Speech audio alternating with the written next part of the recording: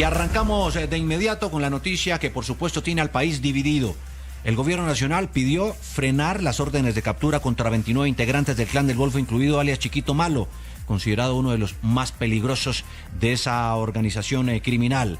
La decisión busca facilitar los diálogos dentro de la paz total, pero la pregunta que muchos nos hacemos es: ¿esto ayuda a desmontar la guerra o termina fortaleciendo a quienes sembraron terror durante años? Juan Esteban Quintero. Juan Diego, conocimos esta resolución del 29 de abril, es decir, ya hace una semana, que el gobierno nacional decidió suspender las órdenes de captura en contra de 29 integrantes del Clan del Golfo, y siendo uno de los más importantes el que aparece en este listado, Giovannis Ávila, que termina siendo Chiquito Malo. Hay que hacer una serie de precisiones en esta noticia, Juan Diego, y es que no es la Fiscalía quien tiene que decidir en este caso si levanta o si suspende. El gobierno nacional, en el marco de la política de paz total, lo puede hacer y está en su artículo 5º, parágrafo 3º. ¿Qué es lo que llama la atención de toda esta historia, Juan Diego? Que lo que busca es que los integrantes de este grupo armado se puedan movilizar a las zonas de ubicación temporal. El gobierno ha dicho que se van a instalar en Córdoba y en Chocó, puntualmente en 3 municipios, para el próximo 25 de junio. Estamos a 29 de abril y lo que está permitiendo el gobierno con esta decisión es que simplemente ellos puedan estar sin órdenes de captura, pese a que usted sabe muy bien que uno no se demora tanto tiempo en llegar a Tierra Alta o a Belén de Bajira. Claro, pero... Y bueno, no sé si usted tenga la respuesta, pero entonces, ¿por qué alias Araña, que estaba en el marco de las negociaciones, precisamente se le había suspendido la orden o medida de aseguramiento, sí fue capturado por la Fiscalía en cumplimiento de una orden de captura? Por la misma ley de paz total, Juan Diego, porque el gobierno ha insistido en que alias Araña, que hace parte del grupo que está negociando. Pero él estaba negociando en el marco de la paz total y fue detenido por encima de esa negociación de paz total con el gobierno. Claro, porque esa negociación, Juan, en un momento no estaba funcionando. Entonces es en ese momento cuando les levantan, cuando les vuelven a poner las órdenes de captura para supuestamente capturarlos. Y ahora lo que acaba de ocurrir es que les levantan, digamos que lo que están tratando es de que se reúnan todos en un solo lugar. Pero ahí la gran pregunta es, ¿usted cree de verdad que esos 29 señores, que son mafiosos, que son criminales, que además manejan todo el tráfico a través del Darién, se van a reunir en un solo lugar? ¿Para qué? ¿Para que los capturen allá? Eso pues sí es una inocencia muy grande. La gran pregunta de verdad es qué es lo que está buscando el gobierno con esto a 3 semanas de las elecciones. Bueno, pues a propósito de todo esto, es una discusión que apenas comienza. Y ya hay sectores políticos, víctimas y expertos reaccionando con muchísima fuerza a esta decisión del gobierno. Por eso saludamos a Laura Bonilla, ella es subdirectora de la Fundación Pares, para entender qué hay realmente detrás de toda esta movida del gobierno. Laura, buenas tardes. Buenas tardes, Juan Diego, buenas tardes, Vanessa, y buenas tardes a todos los colegas y pues a todos los oyentes y personas que nos ven en este momento en el noticiero del mediodía. Muchas gracias por la introducción. ¿Tiene lógica, tiene sentido a estas alturas, cuando ya está terminando este gobierno, decidir algo como esto?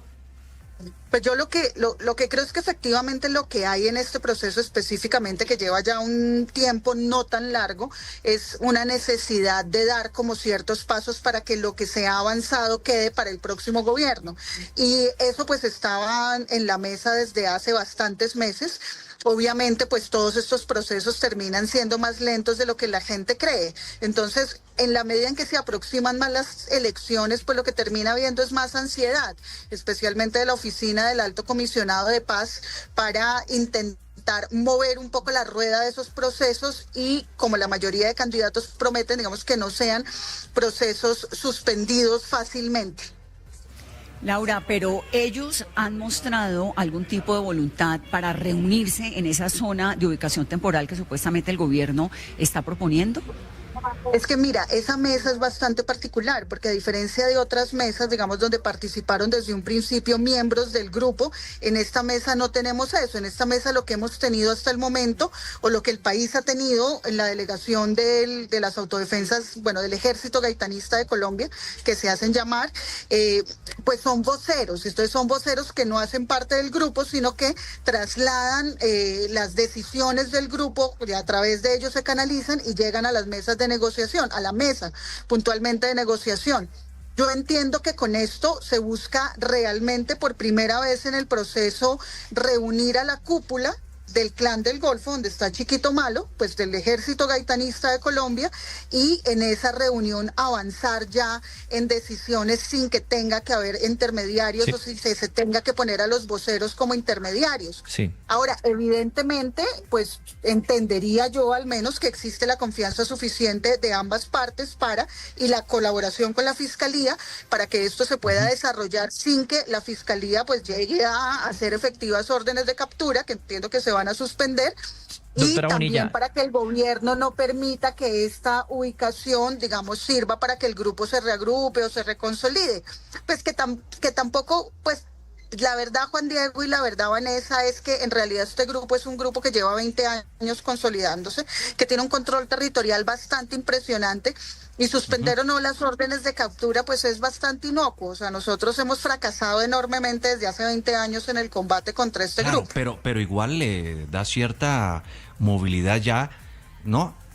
Sin que haya ninguna clase de persecución militar o policial, Juan Esteban. y más en el contexto electoral, doctora Bonilla, eso le quería preguntar, si no termina siendo muy riesgoso la decisión que toma el gobierno, teniendo en cuenta que 31 de mayo es primera vuelta, una eventual segunda vuelta sería el 18 de junio y finalmente ellos estarían llegando el 25.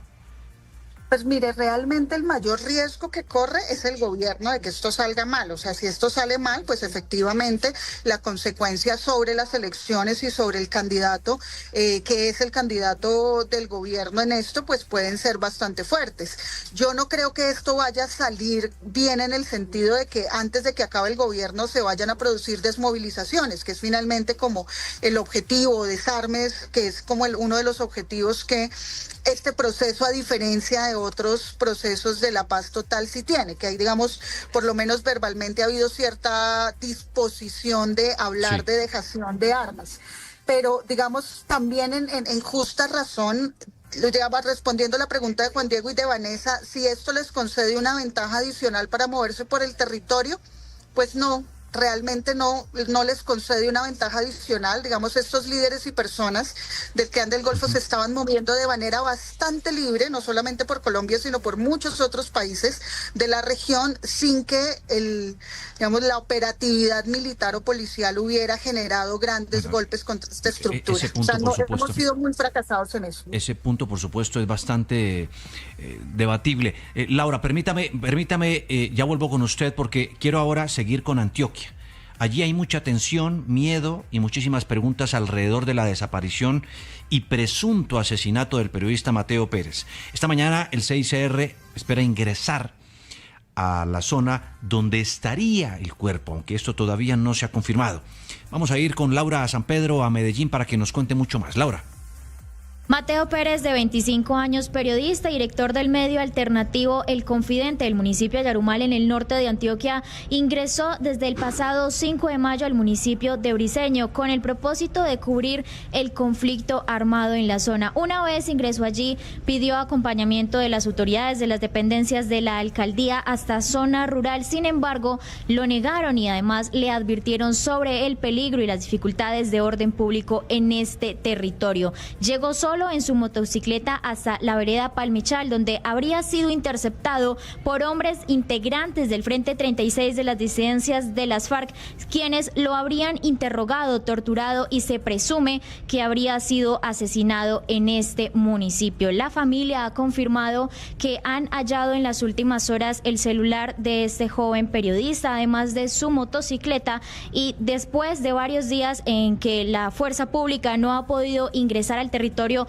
por las alertas de seguridad, se confirmó que una misión humanitaria del Comité de la Cruz Roja, además de la Defensoría del Pueblo, ingresa a esta hora al municipio de Briceño para poder rescatar a Mateo Pérez. Laura, en Briceño, Antioquia, ¿qué es lo que sucede? Porque pues este es un municipio en el departamento antioqueño donde, según la misma alcaldía, es dificilísimo llegar a la zona donde pues estaría el joven desaparecido, colega, y hasta para las autoridades es difícil entrar a la zona, incluido allí el Clan del Golfo, allí están las disidencias de las FARC, de Calarcá, esa es la que se le atribuyen este incidente. ¿Qué es lo que sucede allá?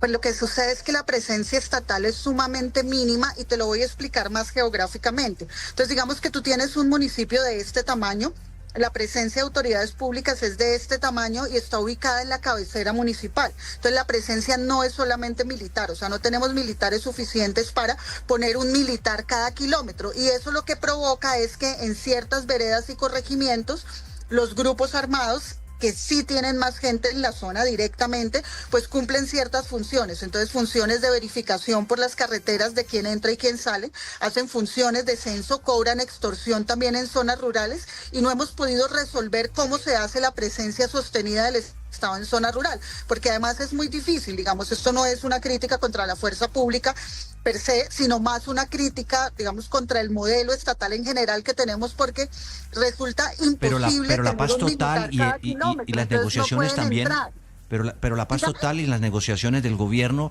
también han pues flexibilizado el accionar militar contra estas agrupaciones. Pues realmente, Juan Diego, yo ahí, digamos, yo creo que hay una parte, digamos, que efectivamente la fuerza pública puede sentirse cohibida, pero no creo que sea el caso de Briceño, porque, digamos, la cohibición de la fuerza es mucho más probable cuando hay confrontaciones o enfrentamiento entre grupos, y esto, pues, en el último informe que sacamos con la Fundación Pares lo mostramos matemáticamente. Perdón, que está una alarma del carro sonó acá al lado. Pero está bien y todo, no es nada malo, ¿no? Voy a moverme Desde un que poco no sea de acá, nada. qué pena. Pero lo que estaba tratando de decirte es que, digamos, la paz total creó ciertas condiciones con ciertos grupos para la negociación, pero los grupos armados venían creciendo en unas tasas muy altas desde el 2018. Entonces, si tú tienes un grupo armado que crece con paz total y sin paz total, pues quiere decir que eso no es lo único que está ocurriendo. Y lo otro que es que nosotros operacionalmente con las Fuerzas Armadas, Juan Diego y Vanessa, tenemos, digamos, unas fuerzas muy adaptadas a lo que fueron las guerrillas y los campamentos. Sí. De hecho, la inteligencia está De enfocada acuerdo. en eso y esto ya es otra cosa completamente distinta. Bueno. Entonces, no hemos entendido la nueva amenaza. 12:18, ya es Laura Bonilla, subdirectora de la Fundación Pares, a esta hora del mediodía aquí en nuestro noticiero de Caracol Radio, ayudándonos a tener una perspectiva distinta frente a estas dos graves noticias que hemos ya contado.